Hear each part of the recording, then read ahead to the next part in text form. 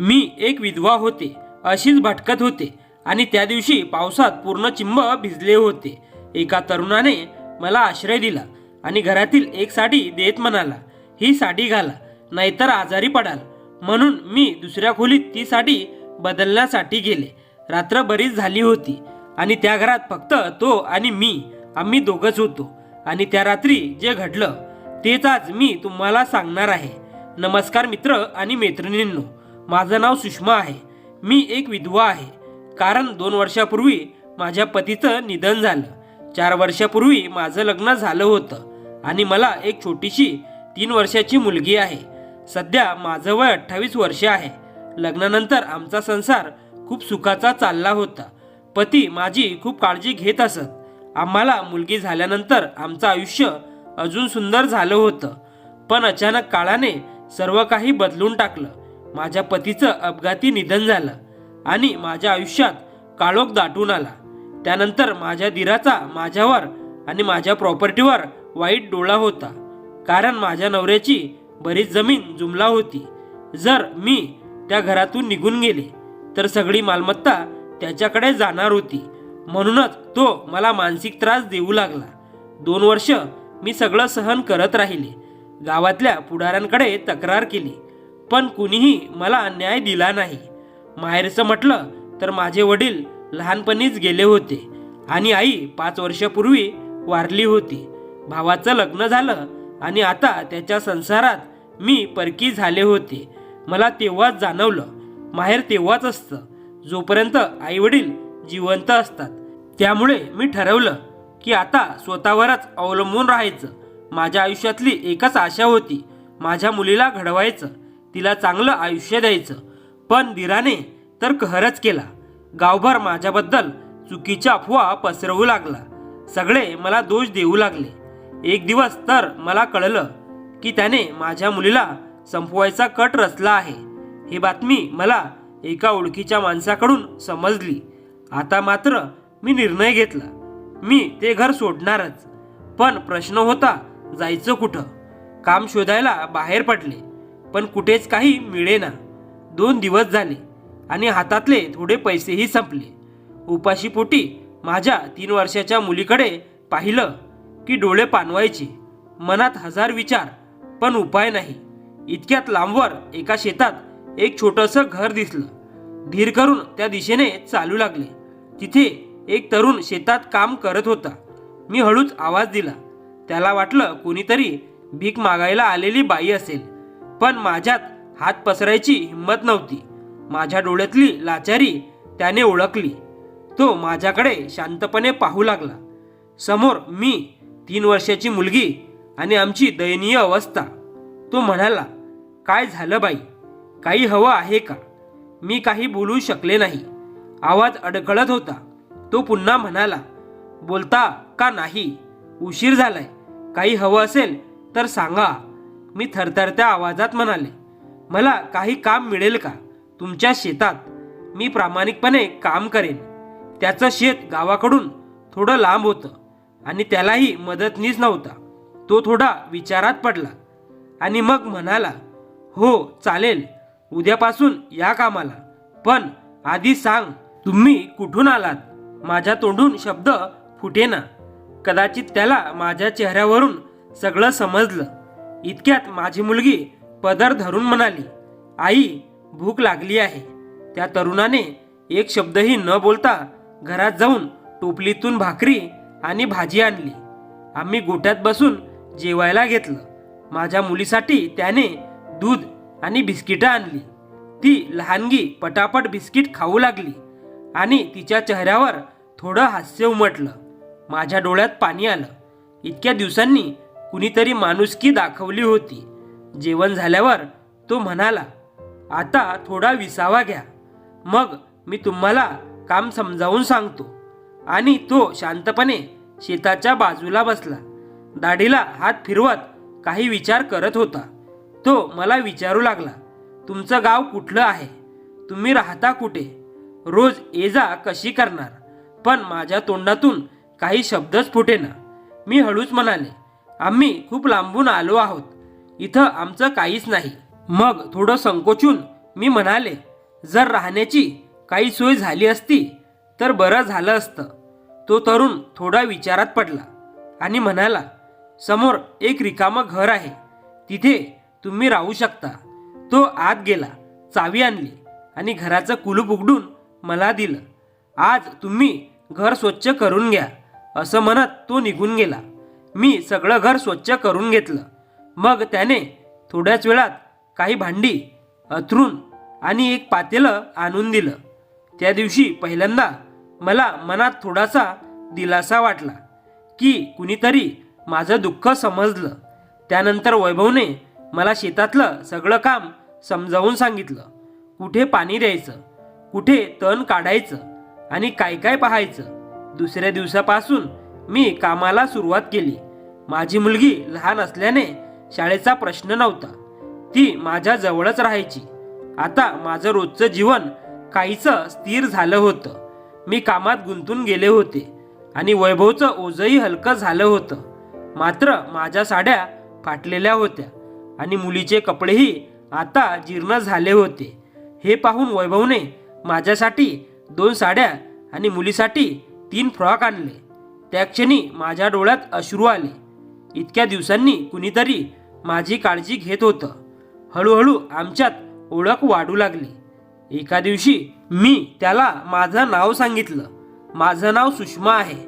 तो हसत म्हणाला, माझं नाव वैभव आहे. मला वाटलं त्याचे आईवडील गावात असतील. 2 दिवसांनी मी विचारलं, तुमचे आईवडील दिसले नाहीत, गावी गेले आहेत का? तो काही क्षण शांत राहिला आणि म्हणाला, नाही, माझे आईवडील 2 वर्षापूर्वी एका अपघातात गेले. मी एकुलता एक होतो. इंजिनिअरिंग झालं, पण त्यांच्या मृत्यूनंतर गावाकडे आलो आणि शेती सुरू केली. त्याच्या डोळ्यात दुःख स्पष्ट दिसत होतं. मीही माझं आयुष्य सांगू लागले. माझं लग्न झालं होतं. नवरा खूप प्रेम करणारा होता. आमचा संसार खूप सुंदर होता. आमच्या आयुष्यात आनंदच आनंद होता. पण अचानक नियतीने सर्व काही हिरावून घेतलं. माझा नवरा एका अपघातात गेला आणि मी विधवा झाले. हे ऐकून वैभव शांत बसला. मी पुढे सांगितलं. माझ्या दिराने मग माझ्या आयुष्यावर डोळा ठेवला. म्हणाला, वहिनी, तुम्ही एकटी कसं जगणार? माझ्याशी लग्न करा. पण त्याचा हेतू मला समजला होता. त्याला मालमत्तेवर हक्क मिळवायचा होता. कारण माझ्या पतीची बरीच जमीन होती आणि मला फक्त मुलगी असल्याने त्याला वाटलं सगळं त्याचंच होईल. मी त्याला ठाम नकार दिला. थोडा वेळ मी शांत झाले आणि नंतर थरथरत्या आवाजात पुढे बोलले. एक दिवस तर कहर झाला. माझ्या सासूबाई गावाला गेल्या होत्या आणि मी एकटीच घरी होते. दीर दारू पिऊन आला. मी त्याच्यासाठी जेवण वाढलं, पण तो म्हणाला, तू आधी बस, मी नंतर जेवतो. मी ताट पुढे ढकललं आणि माझ्या खोलीत गेले. पण काही वेळात त्याने दरवाजावर धक्के मारायला सुरुवात केली. मी विचारलं, काय झालं? तर तो घाणघाण शब्द बोलू लागला आणि दरवाजा तोडून आत आला. माझ्या मुलीच्या शेजारी मी झोपले होते. त्याने माझं तोंड दाबण्याचा प्रयत्न केला आणि जबरदस्ती करायचा प्रयत्न केला. मी त्याच्या हातावर चावा घेतला आणि आरडाओरडा केला. शेजारी धावत आले. त्याला पकडलं आणि बाहेर काढलं. त्या रात्री मी एक क्षणही डोळा लावला नाही. दुसऱ्या दिवशी एका ओळखीच्या माणसाने मला सांगितलं, वहिनी, तुम्ही शहाणी असाल तर पोरीला घेऊन लवकरात लवकर घर सोडा, नाहीतर तो पुन्हा काही वाईट करेल. माझ्या मनात भीती आणि असहाय्यता होती. पण शेवटी मी निर्णय घेतला. माझ्या मुलीला घेऊन मी घर सोडलं आणि तेव्हाच वैभवच्या शेतात आले. हे सगळे ऐकून वैभव काही वेळ शांत राहिला. मग हळू आवाजात म्हणाला, सुषमा, तुम्ही काळजी करू नका. इथं सुरक्षित आहात. इथं तुम्हाला कोणीही त्रास देणार नाही. तुमच्या मुलीला पुढच्या वर्षी शाळेत घालूया. त्याने आपल्या मोठ्या बंगल्याशेजारी असलेल्या 2 खोल्या मला राहण्यासाठी दिल्या. त्या पत्र्याच्या 2 खोल्या होत्या आणि मी आता तिथे राहू लागले होते. शेतातलं कामही मनापासून करू लागले. वैभव मला रोजच्या हजेरीनुसार पैसे देत होता. तो खूप चांगला माणूस होता. विचारशील, समजूतदार आणि आदर देणारा. कधी घरात येऊन माझी आणि माझ्या मुलीची विचारपूस करायचा, तर कधी फक्त विचारायचा, सगळं ठीक आहे ना. दिसायलाही तो देखणा होता. बलदंड शरीर, गोरा रंग आणि इंजिनिअरिंग केल्यामुळे शहरात राहिल्याने त्याच्यात एक वेगळीच सभ्यता होती. बाहेर जाताना नेहमी नीटनेटकी पॅन्ट, शर्ट किंवा टी शर्ट घालायचा. बघायला तो एकदम आकर्षक वाटायचा. पण त्याच्या डोळ्यात नेहमी एक एकटेपणाचं दुःख दिसायचं. आई वडील गेल्यामुळे त्यांचं आयुष्यही माझ्यासारखंच एकाकी झालं होतं. दोघांचं दुःख कुठेतरी सारखंच होतं. दोघांनाही कोणाचा आधार नव्हता. वैभवने एकटं राहायला लागल्यानंतर स्वयंपाक करायला शिकला होता. म्हणायचा, काय बाई, शिकून घेतलंय थोडंफार, पण तुमच्यासारखं छान नाही होत. मीही हसून म्हणायचे, तुम्ही आता स्वयंपाक करू नका, मीच बनवते आणि देऊन जाते. मी रोज त्याला वेळेवर जेवण द्यायचे, भाजी भाकरी करून ठेवायचे. हळूहळू तो माझ्या सवयी ओळखू लागला आणि मीही त्याच्या. माझंही ग्रॅज्युएशन झालं होतं, पण आयुष्याने वेगळीच दिशा दिली होती. माझ्या आईच्या निधनानंतर भावाने माझं लग्न लावून दिलं होतं, पण आता त्या सगळ्या आठवणीवर पुसट धूळ जमा झाली होती. वैभव मला कामात खूप मदत करायचा. कुठे पाणी द्यायचं, कुठे तण काढायचं, ते सगळं तो दाखवायचा. माझ्याकडे बघताना त्याच्या नजरेत काहीतरी वेगळं जाणवायचं.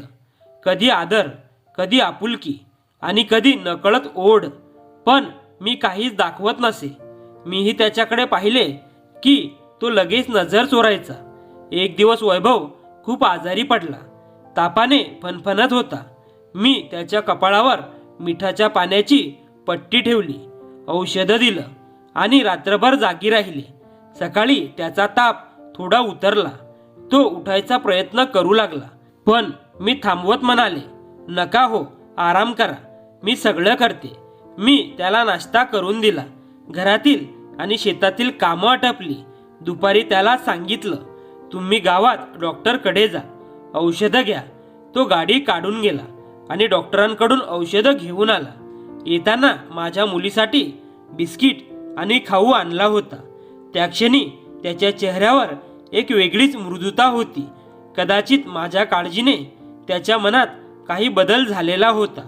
दुसऱ्या दिवशी वैभव म्हणाला, तुम्ही किती काम करता सुषमा, तुम्हाला थकवा नाही येत का? रात्रभर जागलात, सकाळी पुन्हा नाश्ता जेवण सगळं तुम्हीच केलं. तुमच्याशिवाय हे घर आता घरासारखं वाटत नाही. मी हसत म्हणाले, मी फक्त माझं कर्तव्य करते. जसं आई वडिलांनंतर तुम्ही माझी काळजी घेतली, तशीच मी तुमची घेते. वैभव काही वेळ शांत राहिला आणि मग म्हणाला, आई वडील गेल्यानंतर वाटायचं की आता कोणीच विचारणार नाही, पण तुम्ही आल्यापासून वाटतं घर पुन्हा जिवंत झालं. मग मी विचारलं, तुम्ही अजून लग्न का नाही केलं? तो थोडा हसला आणि म्हणाला, केलं असतं, पण सगळ्यांना नोकरी करणारा मुलगा हवा असतो. मी शेती करतो म्हणून सगळ्यांनी नाकारलं. आता लग्नाचा विचारच सोडून दिला. मग तो म्हणाला, आणि तुम्ही अजून तरुण आहात, पुन्हा संसार सुरू करू शकता. मी थोडं हसले आणि शांतपणे म्हणाले, वैभव, आयुष्याने खूप दिलं आणि घेतलंही. आता पुन्हा कुणावर विश्वास ठेवायचा धीर उरलेला नाही. माझ्यासाठी माझी मुलगीच सगळं आहे. हे ऐकून वैभव काही क्षण गप्प बसला, पण त्याच्या नजरेत आता काहीतरी बदल झाला होता. ती नजर आता फक्त आदराची नव्हती, तर त्यात भावना, आपुलकी आणि एक न बोललेलं आकर्षण दडलेलं होतं. मीही त्याचं प्रेम ओळखत होते, पण मनात स्वतःला समजावत होते, हा माणूस आपल्याला आश्रय देतोय, त्याच्याशी मर्यादा ठेवणं गरजेचं आहे. एका संध्याकाळी आकाशात काळे ढग जमले होते. वारा सुटला होता आणि अचानक मुसळधार पाऊस सुरू झाला.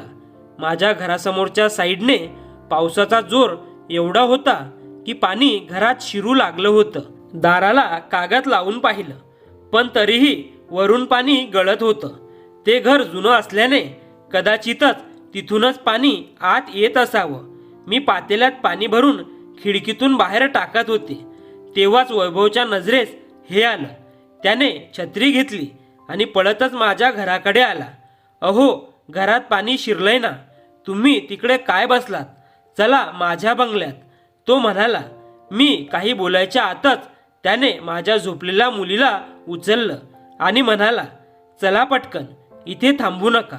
आम्ही तिघं एका छत्रीखाली हळूहळू चालत त्याच्या बंगल्याकडे गेलो. आत आल्यावर त्याने मुलीला अंथरुणावर झोपवलं. तुम्ही भिजलात ना, थांबा, असं म्हणत त्याने कपाटातून एक साडी काढली आणि मला दिली. मी ती साडी नेसून आले. तोपर्यंत वैभवने चहा तयार केला होता. या इथे बसा, असं म्हणत त्याने सोप्याकडे इशारा केला. मी हळूच बसले. तो चहा देत म्हणाला, चहा प्या, थोडं बरं वाटेल. मी कप हातात घेतला आणि शांतपणे चहा पिऊ लागले. नजरेसमोर फक्त वैभव होता. चहा संपल्यावर वैभवने कप टेबलावर ठेवला आणि माझ्या जवळ येऊन बसला. माझा हात हलकेच आपल्या हातात घेत म्हणाला, सुषमा, तुम्ही खरंच खूप सुंदर आहात आणि सगळ्यात मोठं म्हणजे प्रामाणिक आहात. मी तुमच्याकडे आकर्षित झालोय. माझा तुमच्यावर जीव जडला आहे. माझ्यावर विश्वास ठेवा. मी तुम्हाला आणि तुमच्या मुलीला पूर्ण मनापासून स्वीकारेल. इतकं बोलून त्याने हलकं माझ्या होटांवर चुंबन घेतलं. माझं हृदय जोराने धडधडू लागलं. मी क्षणभर स्तब्ध झाले. काही समजेन असं झालं. मग मी स्वतःला सावरत त्याला दूर सारलं. माझ्या मनात गोंधळ होता. एकीकडे वैभववर विश्वास, तर दुसरीकडे माझा दुःखद भूतकाळ. मी त्याच्याकडे पाहून शांतपणे म्हणाले, मला थोडा वेळ द्या विचार करायला. वैभव मान हलवून निघून गेला. दुसऱ्या दिवशी वैभव शेतात गेला असताना अचानक माझा धीर मला शोधत तिथे पोहोचला. त्याने माझ्या मुलीला उचललं आणि गाडीत बसवायला लागला. मी त्याच्या पायावर पडून म्हणाले, कृपा करा, माझी मुलगी मला द्या. तुम्हाला काय हवंय ते घ्या, पण तिला सोडा. तो खदखदून हसत म्हणाला, अगं राणी, तुझं इथे खूप चांगलं चाललंय ना. माझ्याकडे राहिली असतीस तर राणी ठेवली असती तुला. तो माझा हात धरून मला जबरदस्तीने गाडीकडे ओढू लागला. मी आरडाओरडा केली, वैभव वाचवा. वैभव शेतातून धावत आला. त्याच्या हातात एक काठी होती. माझ्या धीराच्या हातात चाकू होता. पण वैभवने क्षणाचाही विलंब न करता जोरदार फटका त्याच्या हातावर मारला. चाकू खाली पडला. मग त्याने धीराला 2-3 चांगले फटके मारले. माझा धीर पळत सुटला. जाताना म्हणाला, साऱ्या गावात बोबाटा करीन तुझा. पण त्या क्षणी मला काही फरक पडत नव्हता. मी माझ्या मुलीला घट्ट मिठी मारली आणि रडू कोसळले. वैभवने माझ्या खांद्यावर हात ठेवत शांतपणे विचारलं, कधीपर्यंत तू अशीच धावत राहणार आहेस सुषमा? आज हे गाव, उद्या दुसरं. तू आता निर्धार कर. त्या क्षणी मी डोळे पुसत म्हणाले, जर तुला हरकत नसेल तर मी लग्नाला तयार आहे. पण एक गोष्ट सांगते, सहानुभूती म्हणून माझ्याशी लग्न करू नकोस. वैभवने माझे हात हातात घेतले आणि म्हणाला, मी सहानुभूती म्हणून नाही सुषमा, मी खरंच तुझ्यावर प्रेम करतो. तुमचा साधेपणा, तुमची काळजी आणि तुमचं मन या सगळ्यांवर मी फिदा झालो आहे. त्याच्या डोळ्यातून त्याच्या शब्दांपेक्षा जास्त भावना उमटत होत्या. माझेही अश्रू गळले. मी हळूहळू त्याच्या छातीवर डोकं ठेवून रडू लागले. ते रडणं म्हणजे दुःखाचं नव्हतं, ते मुक्तीचं होतं. वैभवने माझ्या डोक्यावरून हात फिरवला आणि मला शांत केलं. त्यानं माझा सुंदर मुखडा त्याच्या दोन्ही हातात घेतला आणि माझ्या ओठांवर एक हलकसं प्रेमळ चुंबन दिलं. त्या क्षणानंतर आम्ही एकमेकांवर मनापासून प्रेम करू लागलो. आमचं प्रेम हळूहळू फुलत गेलं आणि काही महिन्यांनी आम्ही कोर्ट मॅरेज केलं. आता आमचा संसार सुखाचा आणि पूर्ण आहे. माझी पहिली मुलगी श्रावणी आणि आता आमचा छोटा मुलगा, या दोघांमुळे आमचं आयुष्य परिपूर्ण झालंय. वैभव माझ्यावर खूप प्रेम करतो. माझ्या मुलीलाही आपल्या लेकीसारखं जपतो.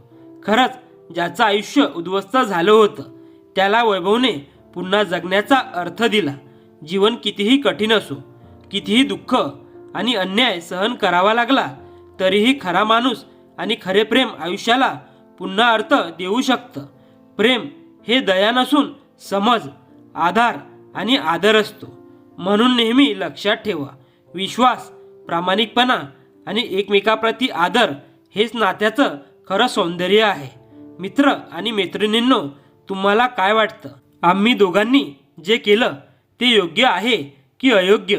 तुमचं मत नक्कीच कमेंटमध्ये सांगा. आणि आमच्या दोघांची ही प्रेमकथा आवडली असेल तर कथेला लाईक करा, शेअर करा आणि चॅनलला सबस्क्राईब करायला विसरू नका. धन्यवाद.